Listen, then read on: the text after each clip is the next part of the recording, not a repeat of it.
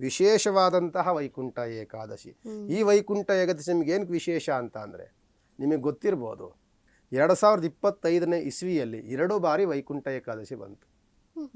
ಜನವರಿಯಲ್ಲಿ ಬಂದಂತಹ ವೈಕುಂಠ ಹೋದ ವರ್ಷ, ಇದೇ ವರ್ಷ ಜನವರಿ 10ನೇ ತಾರೀಕು ವೈಕುಂಠ ಏಕಾದಶಿ ಬಂದಿತ್ತು.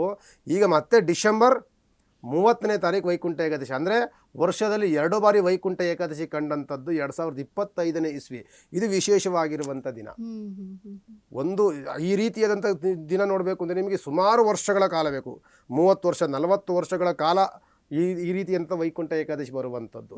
ನಮಗೆ ನಮ್ಮ ಕಾಲಘಟ್ಟದಲ್ಲಿ ನಾವು ನೋಡ್ತಿದ್ದೇವೆ, ನಾವು ಅದನ್ನು ಆಚರಣೆಯನ್ನು ಮಾಡ್ತಿದ್ದೇವೆ. ಅಂದರೆ ವರ್ಷದಲ್ಲಿ 2 ಬಾರಿ ವೈಕುಂಠ ಏಕಾದಶಿ ಕಂಡಿದ್ದು 2025ನೇ ಇಸ್ವಿಯಲ್ಲಿ ಜನವರಿ 10ನೇ ತಾರೀಕು ಬಂದಿತ್ತು. ಇದೇ 2025 ಜನವರಿ 10ನೇ ತಾರೀಕು ಬಂದಂತಹ ವೈಕುಂಠ ಏಕಾದಶಿ ಇದೇ ಡಿಸೆಂಬರ್ 30ನೇ ತಾರೀಕು ವೈಕುಂಠ ಏಕಾದಶಿ ಬರ್ತಿದೆ. ಅಂದರೆ ವರ್ಷದಲ್ಲಿ 2 ಬಾರಿ ನಾವು ವೈಕುಂಠ ಏಕಾದಶಿಯನ್ನು ಮಾಡ್ತಾ ಇದ್ದೇವೆ.